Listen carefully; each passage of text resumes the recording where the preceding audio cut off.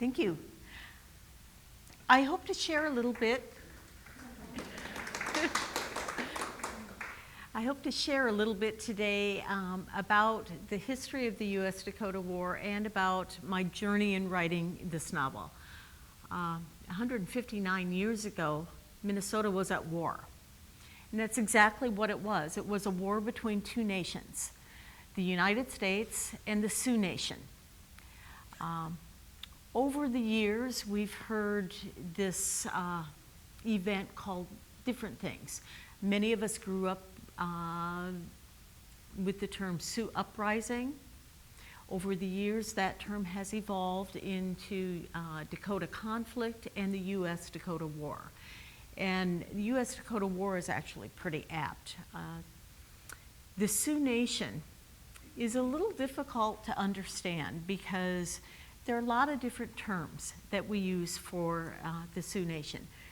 We tend to call them Dakota or Lakota, but those are actually language groups within the Sioux Nation. Some speak Lakota, which emphasizes the L sound, and those are primarily located today in what is South Dakota. We have the Nakota speakers, which are a small group in central South Dakota, and the Dakota speakers, who lived in Minnesota. Primarily, the consonants that are emphasized are the L, the D, and the N, and hence the differences. You might have also heard the term Santee, which means Eastern people. So those who lived in Minnesota collectively were known as the Santee. The Santee were comprised of 5 tribes. Many of those tribes are difficult for non-Dakota speakers to pronounce. So typically, those of us from European descent don't use those terms. I may use the term Sisseton, which was primarily the tribe that was involved in the Lake Shatek area. I will also use Dakota when I reference the groups, and I may refer to them with their village name or their leader's name, which were used often interchangeably. At any rate, I grew up knowing about the US-Dakota War. It was something that was taught in school, particularly in the town I lived in. I had a great history teacher, and he taught us during our high school history classes, and I also learned from him when I moved to Tracy at age 11. He lived just down the block. I was good friends with his daughter, and the summer I moved there, Bill Boland took us out to Lake Shatek often. He was a summer interpretive specialist there and showed us where the cabin sites were and told us about what happened. And I just was fascinated by the history, and I was always searching to learn more about it. I especially wanted to know more about the 5 women who lived there. I was getting the basic facts about the events that occurred. I was reading some material that Dr. Workman, who had lived in Tracy in the 1880s and 90s, and wrote about the history for his children and collected letters from those who had lived in the area. But still, I didn't know more than just a few random things about the women, except that there were 5 women that survived, some of them taken captive, some of them surviving other ways. And I wanted to know more. What caught me was that there was something in each of these women that allowed her to endure the events of that day, to survive, and to overcome what had happened. And of course, as I grew older, I also became interested in the cultures that were involved and the conflict itself and whether there was any common ground at all. So those things stayed with me from the time I was a teenager until I was in my 50s and just had to write this down. So I'll start a little bit at the beginning. When the Europeans came into Minnesota in the 1830s or so, primarily they were French trappers, and they got along well with those natives who lived in the area. No one expected too much of anyone else. They were all living off the land. No one was taking land from another. And things were peaceful for about 20 to 30 years. But over that time period, more and more Europeans were coming into the area that would become Minnesota. And they were beginning to settle on the land and hunt the animals. They were beginning to stay in one spot. And by the time we got to 1850, the US government had decided that maybe the Dakota needed to be restricted to certain areas so that the whites could settle in areas without fear of interaction. Because most Europeans, most of the whites that came from the East Coast, didn't understand the Dakota culture, and it was totally foreign to them.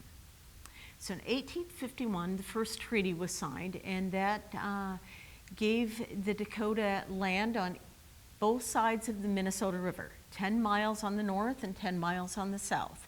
And there they could settle and hunt to their heart's content, and they could also receive annuity payments for their lands. They would get food every year. They would get money each year. Well, over the course of the next few years, the Dakota discovered that there was a flaw in the system. That traders, the shopkeepers, got their share of the annuity money first. So whatever debt was accrued over the winter months, from late summer until the next annuity payment arrived, went to pay off the bills at the stores. Well, of course, they got charged 3 or 4 or 5 times what the whites got charged. The Dakota didn't have any idea how to factor money. They were used to bartering rather than having gold or later paper money, and just didn't understand the value of that and what was the difference between a $1 bill and a $20 bill. So bills accrued. Game became more scarce. Some of the Dakota settled down and began farming and living in houses along the upper and lower Sioux reservations. They were referred to by the whites as farmer Indians or cut hairs because they cut their hair in the fashion of the white men and lived in farmhouses. Those Dakota that lived off the reservation or in villages on the reservation and maintained their traditional lifestyle were referred to as blanket Indians. In 1858, there were so many whites coming into the area that the US government did a second treaty with the Dakota and took away all the land to the north of the Minnesota River. Now the Dakota had 10 miles on the south side of the Dakota as their land. By 1860, whites outnumbered the Dakota 5-1 along the Minnesota.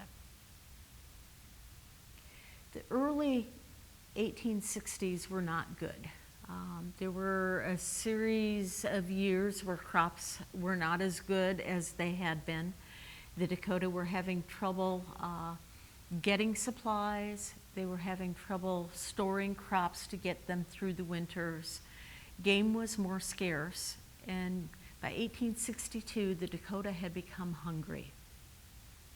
And they eagerly awaited those annuity supplies each year because they were depending on those. With the 1860s also came the Civil War. And with the Civil War, monetary payments that normally went for annuity payments and for food were going towards supplying the soldiers. There were boots to buy, uniforms to buy, food to feed the soldiers, transportation, salaries for the officers. It all added up. And funds were diverted from usual payments to the war effort.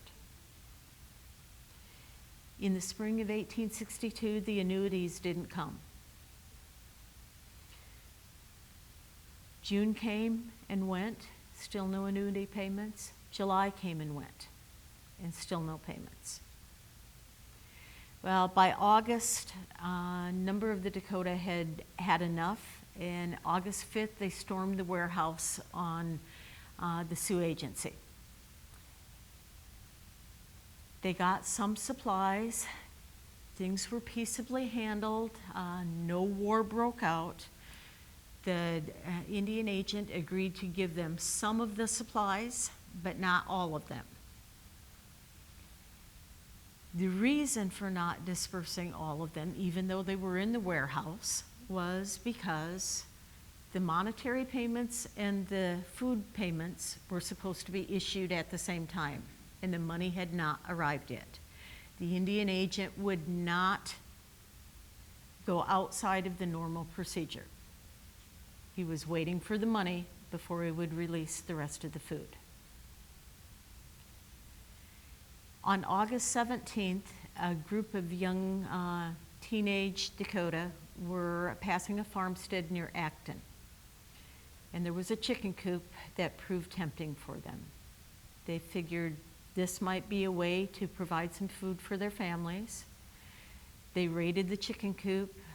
The farmers who lived nearby saw them do that, and there was a skirmish. At the end of the day, 5 white men were dead.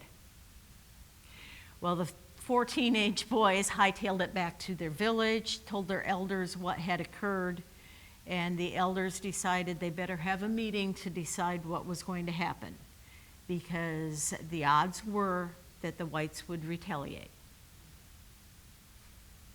That night, representatives came from all the villages, from the reservation, from the outlying areas, and even from some villages in Dakota Territory. And those who attended talked about what they were going to do. Opinion was pretty mixed. There were those who had settled down to farming and got along with the whites, and they said, well, maybe these young men need to just take whatever is their due for doing what they did. And let's solve this peaceably. There were others who said, hey, look, you know, the soldiers have left Fort Ridgely. There's just a few of them left there. The farmers and the people in the towns have gone to fight in this white man's war, and they're not here. This would be the time to chase the women and the children out. And still there were other representatives who said, let's just go ahead and kill everybody and be done with it. No decision was reached. The War Council did talk to Little Crow, who was perhaps the most skilled warrior who was there that night. And they asked him, if it comes to war, will you lead us? Little Crow had been living peaceably on the reservation and wasn't too excited about leading the effort, but he said, if it comes to it, I will lead the effort. I'll organize things and we'll take it as it comes. Following day, the farmer Indians who had attended the War Council were back at their farms. But those outlying villages were beginning to make attacks on small isolated settlements throughout Minnesota. There was an attack on the Redwood Ferry on the 18th, on some of the other smaller settlements. Fort Ridgely was attacked twice, beginning on the 22nd, and New Ulm was attacked twice on the 23rd and on the 25th. The isolated settlement on Lake Shatek, which is located in the Tracy-Curry area of Minnesota, knew nothing about what was going on. It wasn't a town, it was just a settlement. The lake itself is about 7 miles long, and there are other lakes that surround it and drain into it.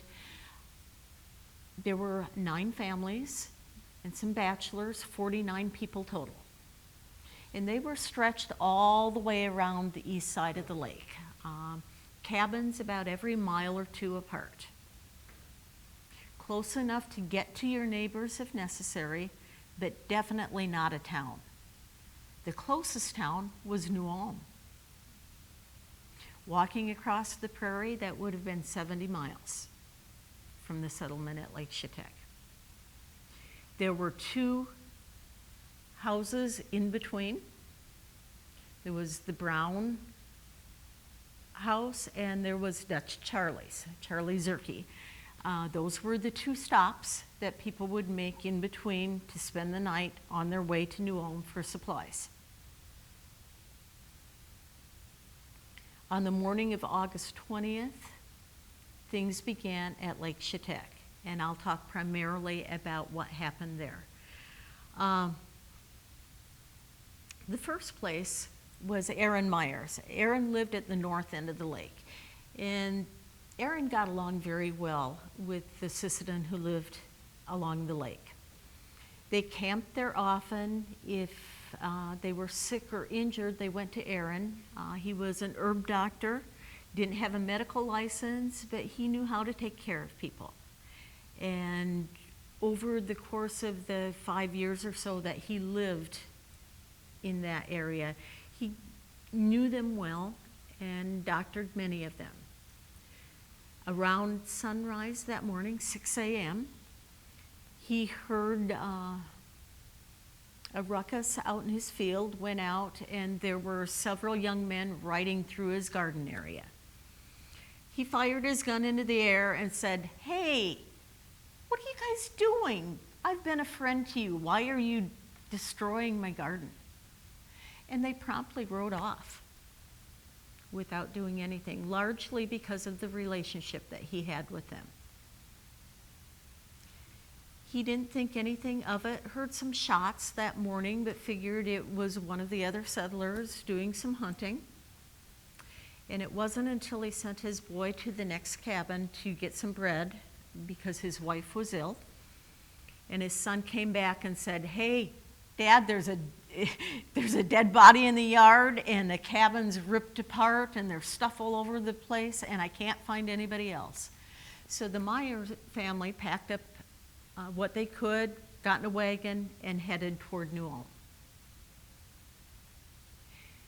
The next cabin down the lake belonged to the Herds. Phineas Hurd was in Dakota Territory. He was scouting for a new place to live. They were going to move west.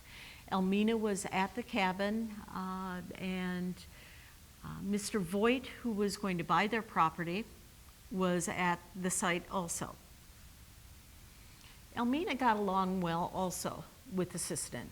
She made butters and cheeses, traded with them often, and just found out this weekend that Aaron Myers had a contract with Fort Ridgely to supply butter and cheeses. So he probably took Elmina's butters and cheeses and took them up to Fort Ridgely to trade with the Army.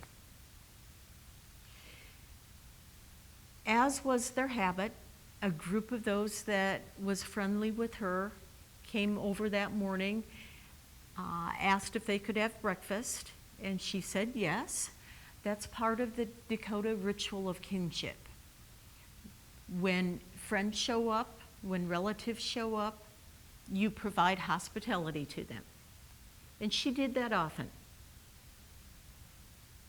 Within Dakota culture, you are friends until you prove yourself not worthy of kinship anymore. So she invited those that she knew in. They had breakfast. Voight ate with them, and then one of Elmina's boys started to cry, and Voight took the baby outside. When he left the cabin, he was shot in the back and fell to the ground. It's probably apt payment for him, karma, if you will. Voight didn't get along with Sisseton at all. And one of his favorite pastimes was to sit on a hill and shoot at the feet of Dakota women to watch them dance. And he had shot at women with children before, so that he was shot with a baby in his arms. It might have been a way of someone sending a message to him. At any rate, at that point, many more Sisseton emerged from the woods and advanced toward Elmina's cabin. Those that were friendly toward her told her to take her children and go to her mother, which means go to your people. She asked if she could get shoes, get her children dressed because they had just woken up and were still in their bedclothes. And they told her, if you want to survive, go now. They took her a couple miles out on the prairie, pointed her toward New Ulm, and sent her on her way.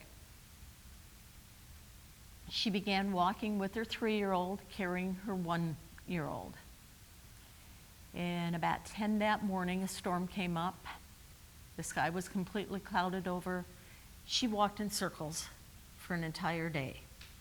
And it wasn't until the following day that she realized where she was and was able to determine which way was east so she could head off toward Dutch Charlie's cabin. By that time, her 3-year-old's feet were pretty cut up, bleeding. Her own feet were cut and bleeding. The children hadn't had anything to eat for a day. The young one was still nursing, but she herself had not had food for over a day. And so she had to carry both children. And she couldn't do that. So she made her way to Dutch Charlie's carrying one child at a time. She'd carry one for a half mile, set him down, go back and get the first one, and walk to where she had set the second one at. So she made the 12 miles to Dutch Charlie's, walking 36 miles total to get there. Meanwhile, the Sisseton had made their way down the bank of the lake. They went next to the cook cabin. Andreas and Christina were a German couple.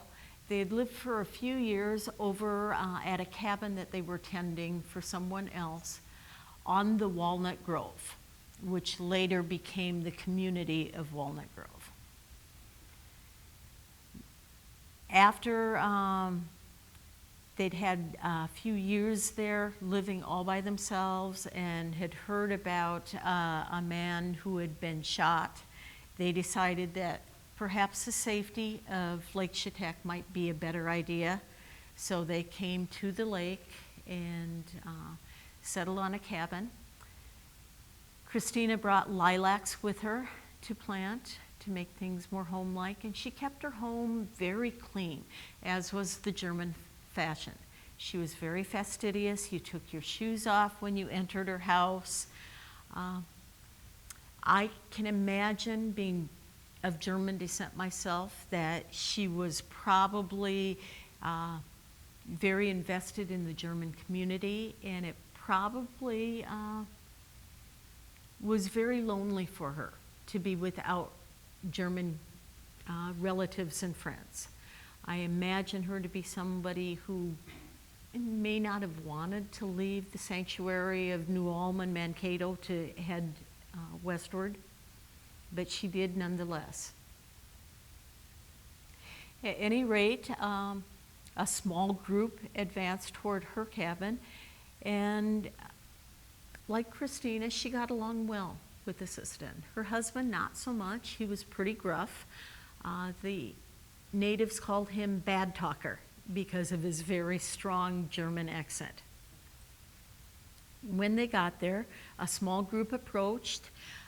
She didn't see the others in the trees, and they asked for water. Several went with Andreas down to the well to get water. Christina heard a shot, thought maybe they were practicing with the target that was down the hill toward the lake shore, and didn't think much of it until she saw the others come out of the trees. They gave her the same option that they had given Elmina, to head east toward her people. As she was considering what to do, Charlie Hatch's horse began to buck and to get away and tear loose of his reins. Charlie Hatch was a bachelor, and he lived on the south end of the lake with his sister and her husband and their family. He had ridden up the shore line, left his horse at the Cook place, and then walked farther north to get some oxen. They were going to build a mill at the south end of the lake. Well, the horse spooked, started to run around, and Christina thought for a minute. She had no children. Her husband was likely dead, and she decided to warn the other settlers rather than walking off onto the prairie. At the same time, Charlie Hatch had been up to the herd cabin, seen what had happened there, had been arrived in time to hear the shot that killed Andreas, and he also took off down the shore of the lake, following a slightly different route than Christina did. He managed to get all the way down the lake, warning the Irelands, the Eastlicks, the Dooleys, the Smiths, and the Wrights, and then took off for his sister's cabin, which was at the far end, to warn her. As the settlers fled down the lake, they decided to gather at the Wright cabin. That cabin was a story and a half tall, so it would give them the added benefit of a little bit of height to keep an eye out, and it also had a green roof, just recently built, so if the assistants set fire to the cabin, it wouldn't burn as easily as some of the other cabins. Julia Wright and her husband had been there a few years. John was a trader. He traded goods with the settlers that lived there and with the Sistan that frequently camped around the area. He wasn't particularly well liked by the Dakota. He was known to cheat them when he traded with them. He was known to give them rot gut whiskey rather than good whiskey. And he tended to hang out with a pretty rough bunch. Some outlaws that came and went from his place. He was the kind of guy who was a direct opposite of his wife. Julia was known for being strong and caring and practical and ethical. How those two ever ended up together, I'll never know. And how they managed to live together, I don't know. At any rate, John was away, and Julia was there with her children, and when everybody showed up, the women and children went into the loft. Julia stood firm with the men on the first floor, got her gun, and prepared to defend. On their property were 3 teepees. Across the river, or Old Pawn as the locals knew him, had been camping there. He and several others were going to go out on a hunt, and they frequently used the Wright place as their home base to gather before they went. And they were getting ready to do what they'd often done. They indicated to Julia that they would help defend the settlers that were there.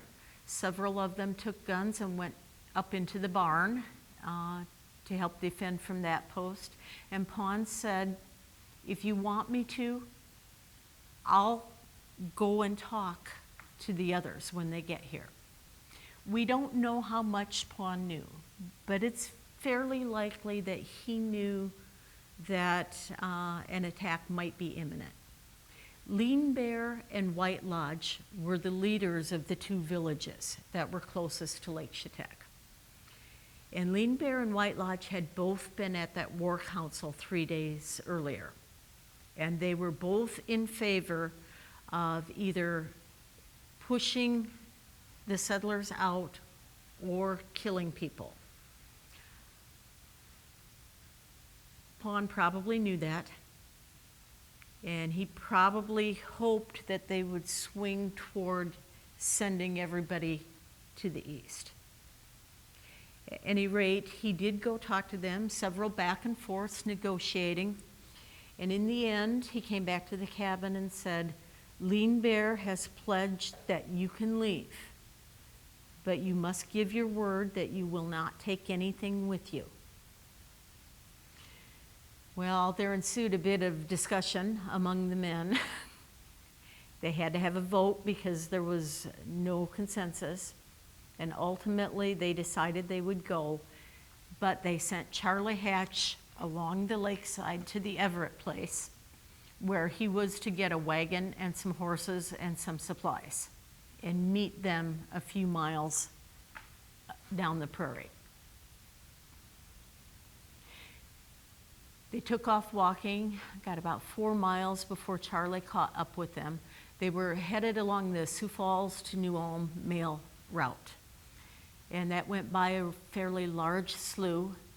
Charlie caught up with them a little before the slough. They loaded the women and the children in the wagon, those that they could cram into it, and moved slowly down the mail route.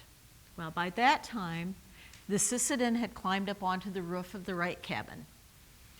The settlers could see them, which meant that the Dakota could see the settlers, and they could see the wagon and the horses. At that point, there was a breach of promise. The settlers had broken their word.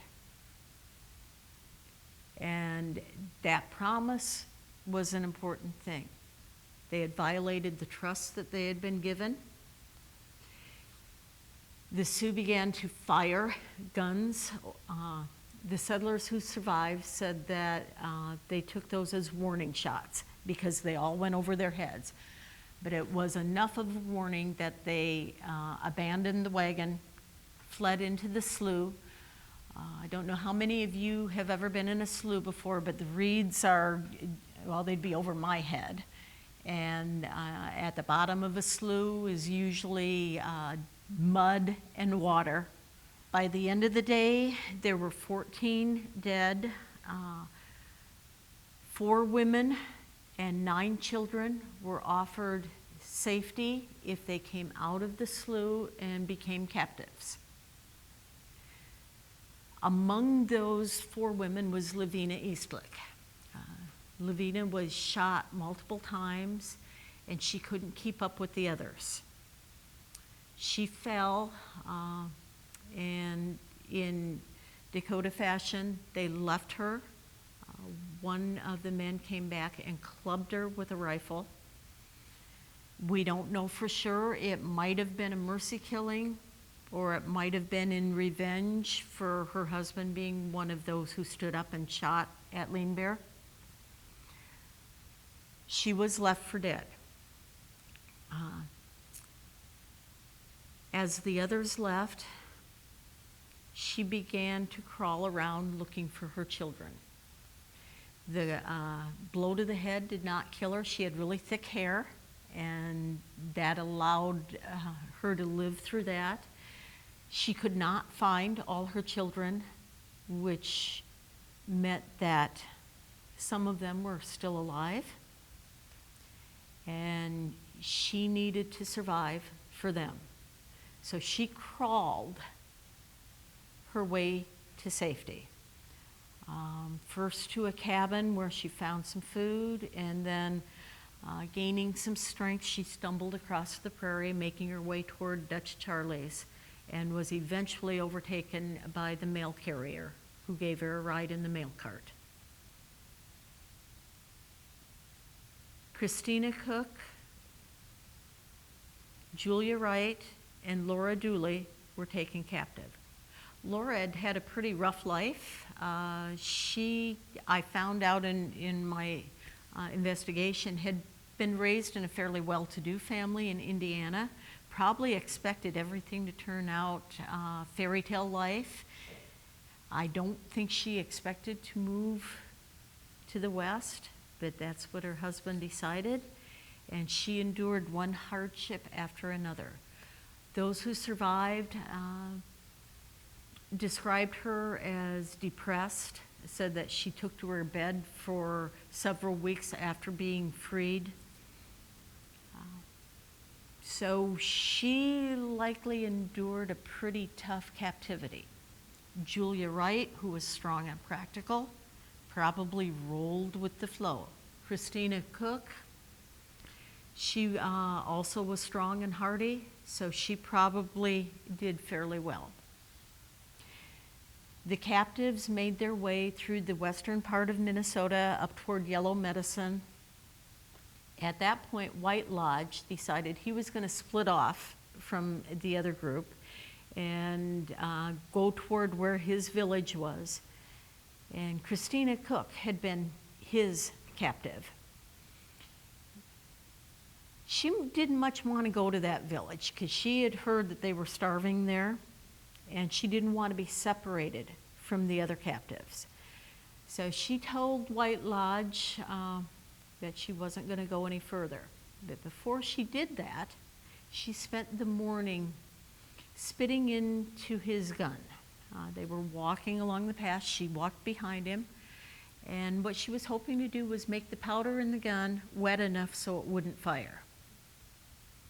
She'd hatched out a plan,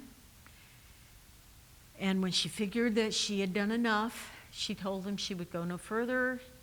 He grabbed the gun, told her that he would shoot her if she didn't, and she said, "Go ahead," and prayed like the Dickens. Now her plan worked. He tried to fire the gun. It did not fire. He went back to the main camp with her, and she was probably a little more esteemed in his point of view. Maybe he thought she had powers. We don't know. We have no idea what his thoughts were. But we know that the next day, a mixed breed woman who had also been captive in the camp came to her teepee and said, "Come with me." Well, Christina had one of the other women's little boy with her, and she took him and went with the mixed breed and was returned to Camp Release, which was the area where captives who had escaped, captives who had been freed, and some of the farmer Indians that had also been taken captive by their own people. They all gathered at Camp Release, Christina and the little boy among them, and when General Sibley and the soldiers got there, those people were returned to Mankato, the whites to be reunited with their families, the Dakota as prisoners, until they could sort out who had participated in warfare and who had not. In the end, there were around 300 that were convicted of war crimes. They were going to be hung, and Abraham Lincoln, who was president at the time, reviewed the cases and the testimony. In 1862, 38 of them were hung in a mass hanging in Mankato. Meanwhile, Julia and Laura and the 7 remaining children, for one of them had died along the way, made their way into Dakota Territory under the leadership of White Lodge. They went from one place to another, always taking zigzag routes so the soldiers couldn't find them. If they heard the soldiers were coming, they went a different direction. They ended up in the area along the Missouri River, between what is now Pierre, South Dakota, and Yankton, South Dakota. There was a Lakota band of Two Kettles, Teton, Sioux that was encamped there, and they asked the Two Kettles band if they could stay there for the winter. Well, the elders at the Two Kettles village talked about it, and they determined that their relationship with the soldiers at Fort Randall was pretty good, and they didn't want to jeopardize that. They didn't want White Lodge staying with them for the entire winter. They gave him some supplies and told him to be on his way. There were 10 young men in that village, and about 2 years before, they had formed a special society. One of them had had a vision, and that vision told him that he was to do what is right. He and these other young men had vowed to live their life doing what was right, and they felt that what was right was to free the white captives that were with White Lodge. In part, it had to do with White Lodge coming into their territory every summer to hunt buffalo, which decreased the supply for those who lived in the area. And in part, women and children being dragged along the prairie in November was not a good thing in their eyes. So they went after White Lodge. They were going to attack him and get the captives back from him and take them to the white man's fort. In the end, they realized that attacking would probably not be a good idea. They were vastly outnumbered. So they took all their horses but one and most of their supplies and spent a day bartering for the captives. At the end of the day, White Lodge had traded away all but Julia Wright, and Julia he was determined to keep. His sons said, you know, the soldiers are coming. We need to get away from here. Just give her up. So he reluctantly gave his last captive to this group of young men who became known as the Fool Soldiers for their foolish errand of rescuing these whites. They took them back to Fort Randall, turned them over to the soldiers, and all 10 of them were thrown in the stockade. 4 of them were released without much ado, but 6 of them, various whites in the area and some of the soldiers claimed that they had seen in Minnesota involved in the fighting. We don't know if that was true or not.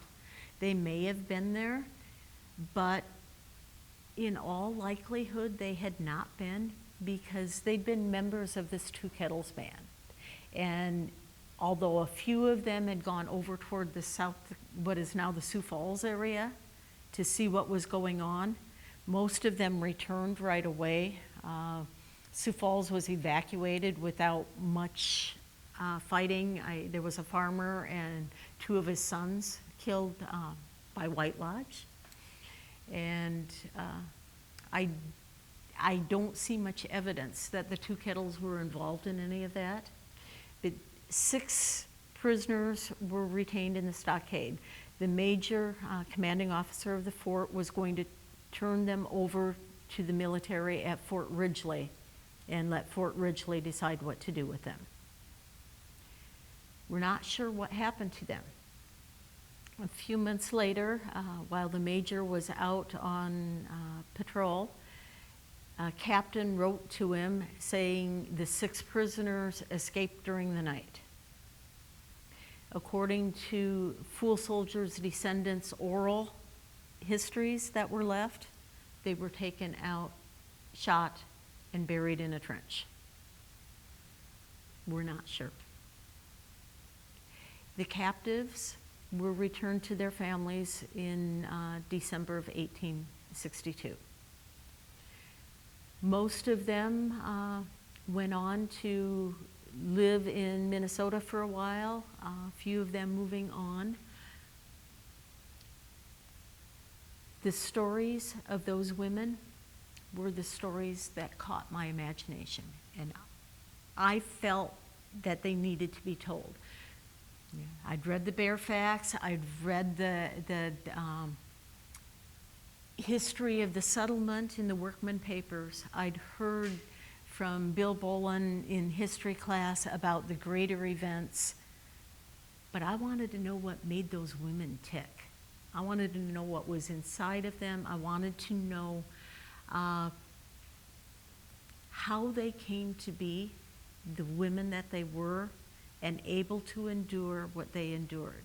So that was my mission. I went through vital records. I went through census records, birth and death and land records. I went through county histories when I discovered where they had came from, trying to learn more about them. I tried to craft personalities for each of them based on the little bits that I knew about them, which I've told you about as we went along today. I didn't know what they said to each other. I didn't know what their motivations were. I didn't know what the stories were that connected them from one event that I knew about to the next event that I knew about. So I crafted them into characters in the most plausible way I could think of, moving around those facts, with the goal of making them come alive.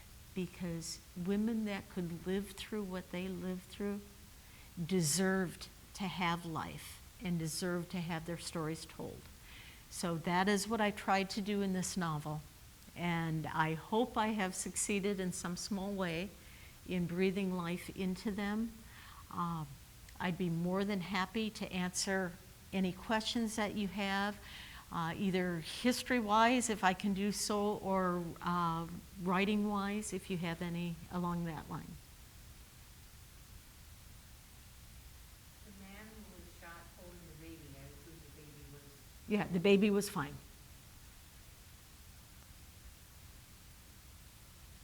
How about communication with the Dakota and the Wright? Was that a problem? Did you speak the same language?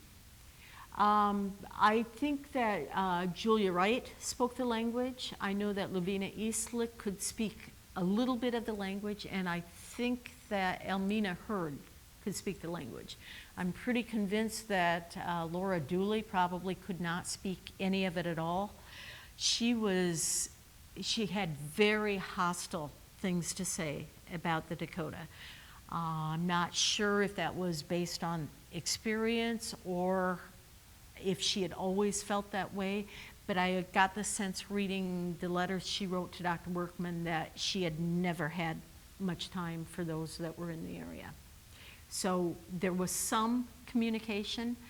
I think Julia Wright probably served as go-between, and I have a hunch that Pawn probably spoke some English. How many offspring then survived from these women?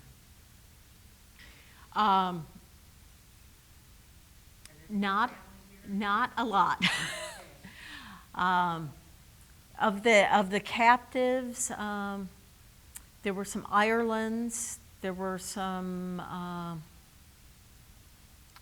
Dooleys, there were some Wrights, Eastlicks. There was an Everett girl, but by and large, there weren't a lot of descendants that survived. Many of the children died before they had families, as was common, and not an awful lot. The Everetts and the Hatches are probably the largest families that survived. And I know there are some of them around. There are some Hurd family members out in New York or Ohio, I believe. The one surviving Eastlick family member ended up in Canada. The Dooleys, I think were in the Spokane area, and they didn't want anything to do with anybody who wanted to talk about the event. And the Wrights, history has lost all track of them. Now, you're familiar with Dale Hatch as an actor.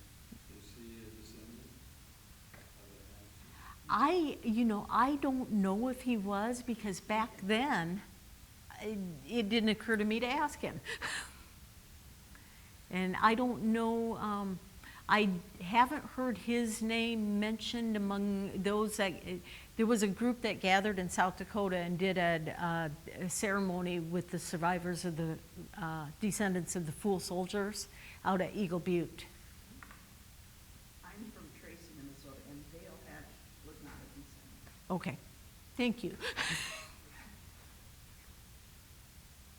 Okay, so I either did a good job or a bad job. How long did it take to write this? I started doing the heavy research in the spring of 2017, and in the fall I started to write, and the first draft took me 3 months. But I was writing every single day during that time period. And then, of course, I had critique partners critique it after that and had to go through the edits. So it was about a year altogether for the effort for this one, which is the fastest that I've ever done a book. How did you obtain your records for, like, the history that you have before they got to Shatek? I found that really helped me to see the characters come to life. But I'm just curious, how did you build all of those? What was your process for collecting all that information? And Lots of online exploration, and thank God so many things are digital now. Some of the information was in the workman papers in terms of when people came to the lake. But before they came to the lake, I had to go back and track them via census records and land records. And I could, by going back one to another, it would always have where they were from. So then you could go back and look at records from there. With the Dooleys, there was a great history for Ripley County, Indiana, which talked about the founding families that lived there, and both of their families had come to Ripley County, and they were like the second or third generation. And census records showed that they were fairly wealthy. So that's how I thought that she must have expected more from life than what she got. I tried to do that in terms of census records for all of them. Julia Wright, I couldn't trace too much farther back than her marriage, because there were all kinds of Silbies in Michigan where she came from, and I couldn't figure out which one was her family. So, and there were a lot of Wrights from around the Rochester area. Elmina Hurd, I found great census records for, and the interesting thing about Elmina was that it appeared that her mother had died from census records, because her mom's there and then her mom's not there, but her dad is married to somebody else. And all of a sudden in the household, there's like 10 or 12 or 14 kids, and I've forgotten exactly how many. But Elmina and one of her brothers are now living with a different family. And the brother is listed as adopted, and she's listed as servant. with this other family. So what probably happened is that there were too many kids to take care of, so they had to farm some out to other people. So to me, that would have formed Elmina's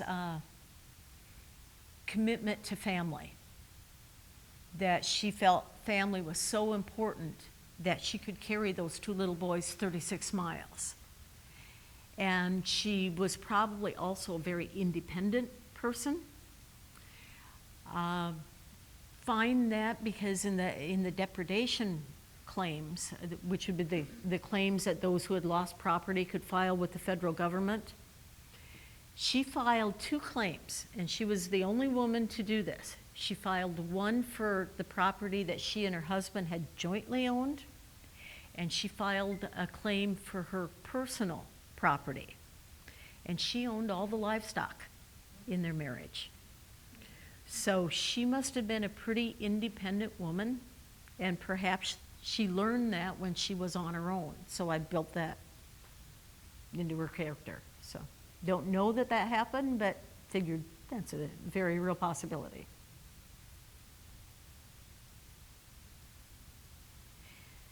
If Landmarks for the cabins, you went to Lake Shatek and there are small signs for each cabin site.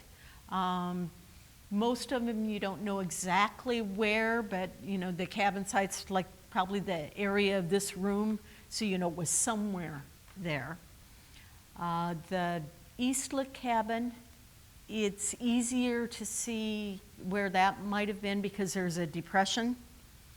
They did some archaeological work there. Bill had told me one of the years they came and dug, and they're not sure, but they think that's where it was. That state park, they had a 100-year reunion. Oh, yeah, because I'd read about the reunion. And then we took a tour of all the cabin sites. So was that Johnny's son, or? I guess it was, yes. Seemed like it was Merton or. Oh, yeah, Merton might have had children before. He died early, but he may have had children before he died. But